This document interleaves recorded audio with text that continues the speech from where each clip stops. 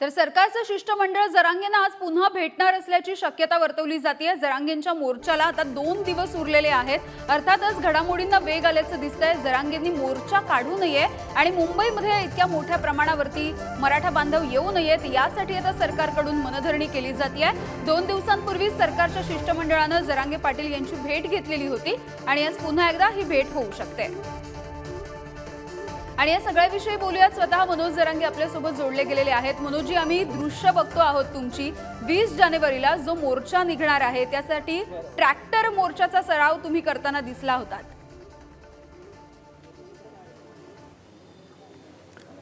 नाही, त्याच्यामध्ये साहित्य घ्यायचंय, जेवणाचं, खावणाचं, पांघरायचं, अथरायचं, त्याच्यामध्ये सगळं साहित्य त्याच्यासाठी ते आम्ही आज तयारी करतोय। आमच्या गोदापट्ट्यातले सगळे गाव 123 गाव आणि महाराष्ट्रातले मराठा समाजही सगळे तयारी करतात, परंतु आमचीच तयारी थोडी मागे राहिली होती म्हणून आम्ही आजपासून ती तयारी करतो।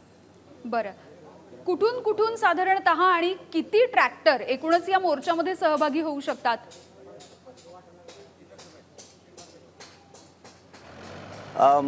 पनवेलच्या वाशीच्या जवळ आल्याच्या नंतर 5-6 लाख होतील सगळे वाहनं मिळून, आणि मुंबईत येता वेळेस 10 लाखाचा आकडा वाहनांचा क्रॉस होईल। बरं, खरं तर मनोजजी, ज्या वेळेला या संपूर्ण दौऱ्याच्या संदर्भातली रूपरेषा असेल, त्याचा मार्ग असेल, या सगळ्याच्या सूचना तुम्ही करताना दिसत होतात सगळ्याच मराठा बांधवांना, त्यावेळेला ट्रॅक्टर हा विशेष करून या मोर्चामध्ये घेऊन यावा असं आवाहन सुद्धा तुम्ही केलेलं होतं। याचं नेमकं कारण काय आहे? कारण मोठ्या प्रमाणावरती मराठा बांधव येणार आहेत, त्यांना लागणारे जे साहित्य आहे ते सगळं सोबत घेऊन यावं लागणार आहे।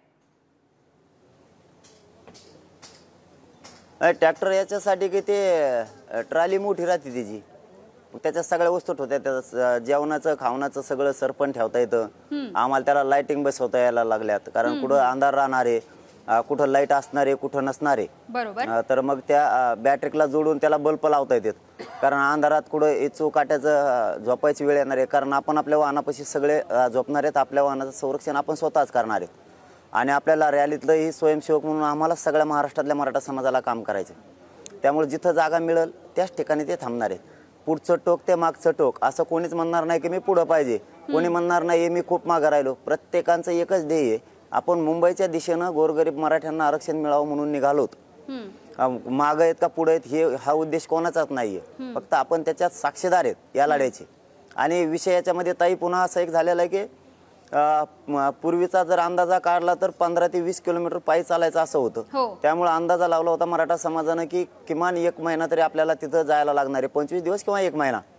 तर मग आमचं सामग्री जे आम्ही सोबत चाललं खायचं प्यायचं यामध्येच उडालं असतं, परंतु हे 6 दिवसात दौरा निघाल्यामुळे मराठा समाजामध्ये आणखीन उत्साह निर्माण झालाय की चला 5-7 दिवस काम बुडणार पण नाही आणि काहीच विषय नाही, सगळेच चला आता, म्हणजे जास्तीच्या संख्येने निघालेत। फक्त आमचे जास्तीची संख्या ही मुंबईजवळ आल्यावर वाढणार आहे। आता जरी मी इथून एकटा असलो किंवा 1000 असले, 500 असले किंवा 10,000 असले, याला महत्त्व नाही। मी मुंबईत 3 करोड मराठी येणार हा शब्द दिलेला आहे, आणि 3 करोड मराठीपेक्षा आता जास्त घुसणार आहेत, कारण थोड्या दिवसाचा आला हा विषय। कारण सगळ्यांना जर पाय चालवलं असलं तर ते दमले असते, आणि आता दमणार नाही येत, काय नाही येत, हसत खेळत सगळे 5-6 दिवसात पोहोचणार आहेत। आणि आम्ही फक्त 12 वाजेपर्यंत चालणार आहेत दुपारच्या। 12च्या नंतर आपण आपल्या वाहनात बसून मुक्कामाच्या ठिकाणी आम्ही जाणार आहेत, कारण तिकडे काय पांडुरंगाच्या दर्शनाला वारीला नाही चाललो म्हणून प्रसन्न होणार आहे। इकडे काय आता यांना 7 महिने दिले तरी हे प्रसन्न नाही झाले, त्यामुळे आमच्या पद्धतीनेच आम्ही जाणार आहेत। हो हो, अगदी मनोजजी, जसं तुम्ही या सगळ्याची रूपरेषा जेव्हा ठरवत होता तेव्हा तुम्ही सांगितलं होतं की ट्रॅक्टरमधून येताना प्रत्येकाने आपले कपडे सोबत आणायला हवेत, अंथरूण पांघरुणं असतील, आपले भांडी असतील, आपलं अन्नधान्य असेल, हे सगळं तुम्ही सांगितलेलं आहे। काय काय नेमकं साहित्याबद्दल तुम्ही सांगितलंय की जे घेऊन आता हे सगळे मुंबईच्या दिशेनं, आपल्या मुंबईच्या दिशेनं येतील? नाही, काय होतं एखाद्या वेळेस आम्हाला कमी पडणार नाहीये रस्त्यानं। आता अंतरवालीपासून बीड जिल्ह्याची हद्द पूर्ण येते, नगर जिल्ह्याची हद्द येते, पुण्याची ती, रायगड जिल्ह्याची ती, ठाणे नवी मुंबईची हद्द येते पूर्ण, आणि महामुंबईची पण हद्द येते। मध्ये रस्त्यानं आम्हाला कुठंच समाज कमी पडू देणार नाहीये।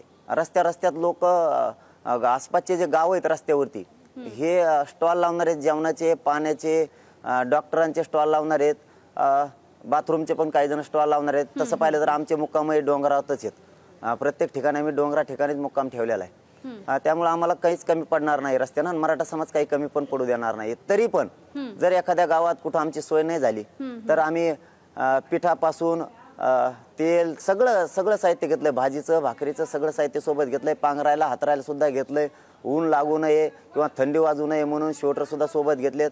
आम्हाला थंडी ही पनवेलपर्यंतच वाजणार आहे असं सांगितलं जातं की मुंबईत प्रचंड गरमी आहे, त्यामुळे आम्हाला तिथं काही त्रास होणार नाहीये. तिथं रस्त्यानंच थोडा थंडीचा त्याचा त्रास होईल, तर सगळ्या वस्तू आम्ही सोबत घेतलेल्या आहेत, कोणाला आम्हाला काही मागण्याची गरज नाही पडणार. लाईट गेली तर सरपण आम्ही वापरणार आहेत, त्याच्यावरती भाजी भाकरी करणार आहेत.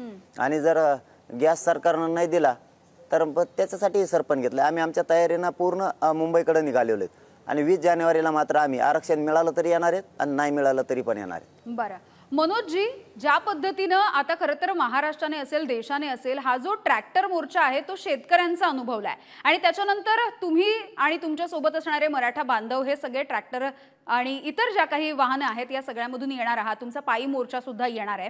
मात्र या सगळ्यामध्ये महिलांचा सहभाग सुद्धा महत्त्वाचा आहे. तो किती असेल? कारण महिलांनी निर्धार केलेला होता, काही दिवसांपूर्वी महिला प्रतिक्रिया देत होत्या की तुम्ही सगळे जे मराठा बांधव आहात ते मुंबईमध्ये जातील आणि बाकी गावामधली जी काही कामं आहेत त्याची धुरा महिला सांभाळणार आहेत. हो, तसंच नियोजन केलेलं आहे, परंतु पहिल्या टप्प्यापर्यंत लक्षात येणार नाहीये माता मावल्या किती येणार आहेत. परंतु माणसं मात्र हे 5-6 दिवसाचा आमचा रूट असल्यामुळं, दौरा असल्यामुळं मराठा समाज मात्र ताकदीने याच्यात सहभागी होणार आहे. आता त्यांना 5-7 दिवसासाठी काय वाटत नाहीये, कारण ते थकणार बी नाहीयेत, कारण थकले तर तिथं नेऊन ऍडमिट करायची वेळ येईल, म्हणून सगळ्यामध्ये ऊर्जा राहणार आहे.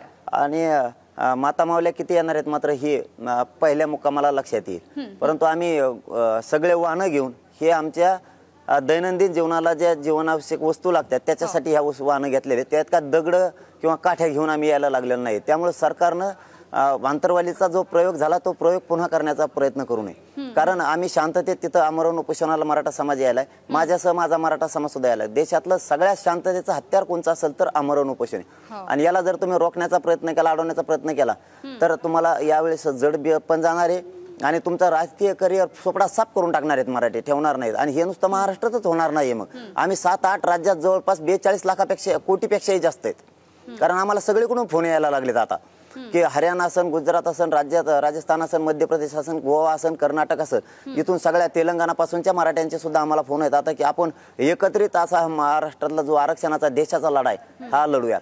कारण आम्हाला पर्याय राहणार नाही. तुम्ही आमच्यावरती जाणून बुजून जर अन्याय करणार असाल, आम्हाला शांततेत मागणी मागू देणार नसाल, गोरगरिबांचे पोरं मोठे व्हायला लागले त्यांना मोठे होऊ देणार नसाल, आणि तुम्ही जर पोलिसांच्या आडून किंवा याचे आडून तुमच्या हातात सत्ता आली म्हणून तुम्ही जर आमचे नरडे दाबायचा प्रयत्न केला किंवा आंदोलन चिरडण्याचा प्रयत्न केला तर याचा फटका तुम्हाला वाटत असेल की सत्ता आमच्या हातात आहे, आमचं कोणी काही करू शकत नाही. आमच्या ग्रामीण भागात ताई एक म्हण आहे की गावापुढं राव काही करू शकत नाही. तसं सत्तेला जरी वाटत असलं तरी आमच्या सत्तेचे हात लांब आहेत, आमचं कोणी काही करू शकत नाही. आम्ही मालक आहेत, परंतु जनता मालक आहे, जनतेचे हात इतके लांब आहेत. तुम्ही आता तुमच्या हातात सत्ता आहे म्हणून तुम्ही आम्हाला बळजबरी काय करण्याचा प्रयत्न करताल, परंतु ही समाज एक असा आहे की हे महाराष्ट्रातला सगळ्यात मोठा समाज आहे. ही तुमचं आयुष्य पूर्ण करिअर तुमचं राजकीय बरबाद करून टाकेल, कारण स्वतःच्या लेकरापेक्षा आम्हाला आता मोठं कोणी नाही. त्यामुळे तुम्ही सरकारनं काम करताना भापीत जाऊ नये किंवा मस्तीत सुद्धा येऊन कुठंतरी गालबोट लावायचं त्यांच्याच लोकांना किंवा आमचं आंदोलन चिराडण्याचा प्रयत्न करायचा नाही. याचे परिणाम दुर्गामी इतके भयानक होणार आहेत की हे आंदोलन तर कधीच बंद होणार नाही. मग कधीच तुम्ही जो माझ्यावर ते ट्रॅप रचलाय सरकारनं हेही मला माहिती आहे काय रचलाय तुम्ही, ते तुम्ही काय करणार हे माहिती. तसा जर तुम्ही प्रयोग केला तर मी छातीवर गोळ्या घालायला सुद्धा या मराठा जातीसाठी तयारी, मी मरायला भेट नाही. परंतु असा प्रयोग जर तुमच्याकडून झाला, आंदोलन चिराडायचा प्रयत्न केला तर हे आंदोलन कधीच बंद होणार नाही. म्हणजे वर्षानुवर्ष हे आंदोलन बंद होणार नाही, या राज्यातलं पण नाही आणि देशातलं पण नाही. सरकारला एकच, सरकार समोर एकच पर्याय आहे, सरकारनं शांततेत आंदोलन हाताळायचं, सकारात्मक तोडगा गोडीत काढायचा, एवढाच त्यांच्या समोर पर्याय आहे. अगदी ज्या पर्यायाची तुम्ही अपेक्षा करताय, खरं तर सरकारचं शिष्टमंडळ याच्या आधी 2 वेळा तुम्हाला भेटून गेलंय आणि आज पुन्हा ते तुमच्या भेटीसाठी येतंय असं कळतंय. कटळा आलाय ताई, यांच्यासंग चर्चा करून बडबड करू आम्हाला. आम्ही यांना प्रत्येक वेळेस वेळ दिलेला आहे. त्यांना पाठीमागे 2 महिने दिले आणि मधल्या आता काळातला 1 महिना गेला, म्हणजे 23 डिसेंबर ते 20 जानेवारी त्यांना आम्ही लिहून दिलं होतं की सगळे सोयऱ्यांची व्याख्या काय ती व्याख्या घ्या. ते येणार प्रत्येक वेळेस त्यातला ताई एक शब्द घेते, ती बाकीचं सोडून देते, परत आम्हाला दाखवते. आम्ही म्हणतो ते बरोबर नाही ना, तुम्हाला काय लिहून दिलं होतं ती ओळ घ्या.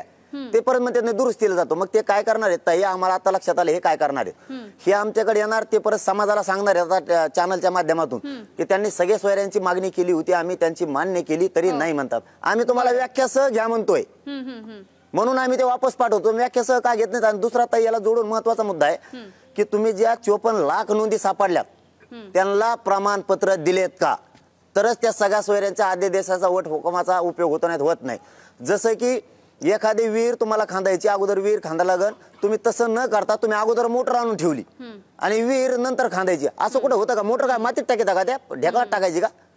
तुम्ही असं उलट करू नका. बेस काय आहे की 54 लाख नोंदी मिळाल्या, त्यांचे कुणबी प्रमाणपत्र जर दिले तर त्या बांधवाच्या कुणबी प्रमाणपत्राच्या आधारावर त्याच्या सोयऱ्याला नोंद न मिळाल्यामुळं प्रमाणपत्र घेता येणार आहे. आता नोंद ताई ज्याला मिळाली नाही, नोंद निघाली, त्यालाच प्रमाणपत्र नाही, तर त्या सोयऱ्याचा काय फायदा होणार आहे? मग तुम्ही उलट काम करून करायला, सुईचं करा ना.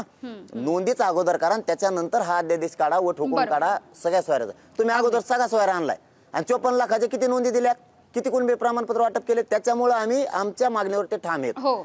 54 लाख लोकांना अगोदर प्रमाणपत्र द्या, त्याच्या परिवारातील नातेवाईकाला द्या आणि त्याच्यानंतर ह्या सगळ्या सोयऱ्यांचा फायदा होणार आहे. नसता होणार नाही, नसता ती कागद आम्हाला नुसता दाखवायला होणार आहे.